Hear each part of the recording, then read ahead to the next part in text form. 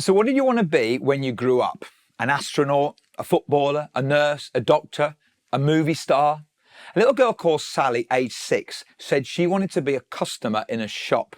She planned to buy carrots, broccoli and tomatoes, go home and make soup. Organised, ambitious, domestic goddess in training. But we all had dreams, didn't we? We all had hopes, maybe even a plan.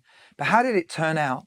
See, everyone has a story. And let's be honest, nobody really gets the story they want. But here's the good news. Every story can be redeemed. Every story can find meaning and purpose when it becomes part of God's greater story. E. Stanley Jones, famous missionary, once said, "The one supreme business of life is to find God's plan for your life and live it." This year, I was commissioned by Spring Harvest to write this theme book for 2025. It's called No Greater Story. It's the big story of God, seen through the eyes of the prophet Isaiah, a man who had his own plans until one encounter changed everything. He surrendered his story for something better. Maybe you know what it is to lead others towards that kind of surrender. Maybe you lead a small group, a youth group, a team, or a church. And your one desire is to help others say what Isaiah said, "Here am I, send me." That's why I didn't want to just write a book. I wanted to create a resource to help you lead others into that same adventure. And with it, there's a sermon toolkit with sermon outlines, small group notes, other creative tools, all designed to help your church step into the greater story God is telling. In one chapter in the book, I explore the moment that Elijah, another prophet, calls Elisha in 1 Kings 19. And we find this young guy, Elisha, literally behind a pair of oxen, ploughing, working, doing the everyday. And there's nothing wrong with that. Work is good.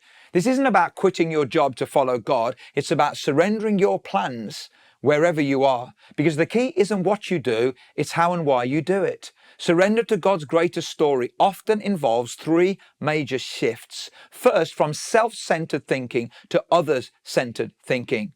I tell the story of James Harrison, an Australian who had a rare antibody in his blood. Despite his fear of needles, he donated blood for over 60 years. It's estimated his donations saved more than 2 million unborn babies. That's what happens when we live beyond ourselves. Secondly, from here and now thinking to forever thinking. Nobody at a funeral talks about how much someone earned or what they owned. They talk about impact, influence, love, the stuff that lasts. What if the people in your group lived with eternity in mind?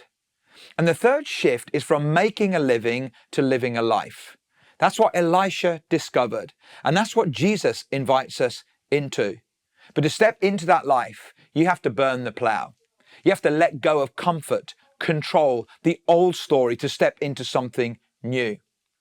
Now contrast Elisha with another young man you read about in the New Testament, the rich young ruler. He had everything the world wants, right? Youth, wealth, influence. And he wanted what Jesus had. He wanted the life that he saw in Jesus, but he couldn't let go. He couldn't surrender. And as far as we know, he missed out on the life he was made for. He missed out on that greater story.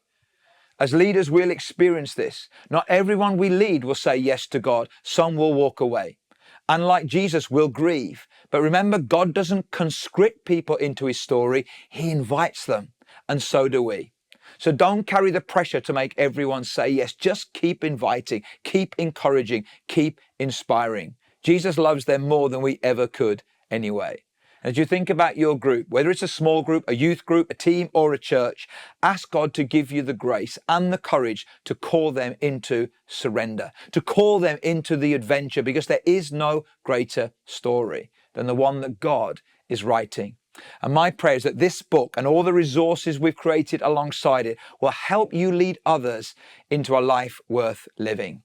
Grab your copy of the No Greater Story Leaders Toolkit. It includes multiple copies of the books for your church, downloadable sermon outlines, small group notes and spoken words. A life surrendered, a life redeemed, a life caught up in the greater story of God. There's nothing better.